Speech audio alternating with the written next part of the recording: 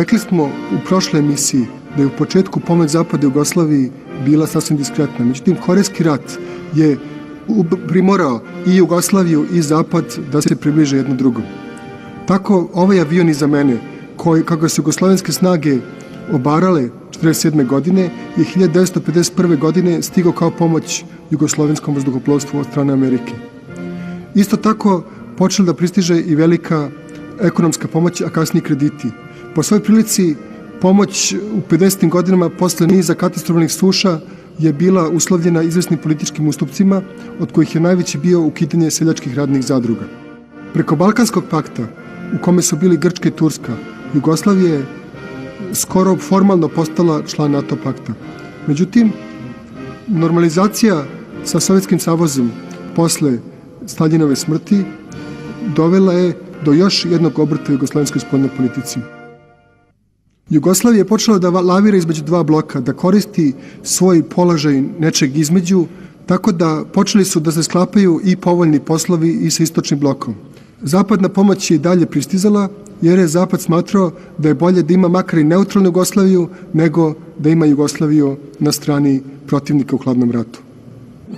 Od sredine 50. godina Jugoslavija je počela da se povezuje sa zemljama Azije i Afrike.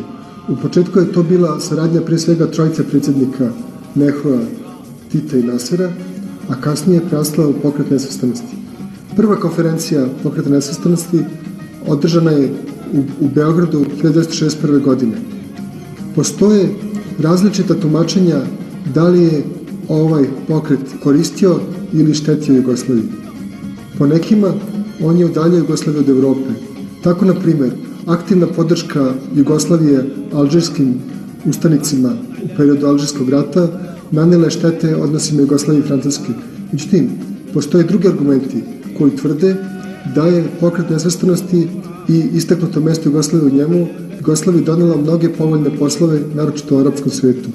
Tako je, na primjer, udarac naftne krize iz 1973. godine, koji je ozbiljno potresao zapadnu Evropu, u velikoj meri zaobišao Jugoslaviju, jer je Jugoslavija nastavila da se greje na mazut, nastavila da darči energiju, dok su većina drugih zemalja uvodile mere štednje. U svakom slučaju, činilo se da Jugoslavija može da koristi svoj položaj između istoka i zapada, između severa i juga za razne povoljne poslove i da će takva situacija trajati do veka.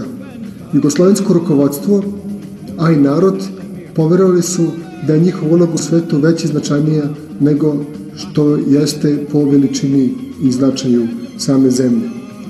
Tita se opet okrenuo jednom širem političkom angažmanu, jer je njemu Jugoslavija opet bila mala. On je hteo da bude vođa svih potlačenih i siromašnih zemalja sveta. Da li je to bilo pravo mesto za Jugoslaviju, to je veliko pitanje. Bilo kako bilo, čitav svet hladnog rata se srušio 1989. godine.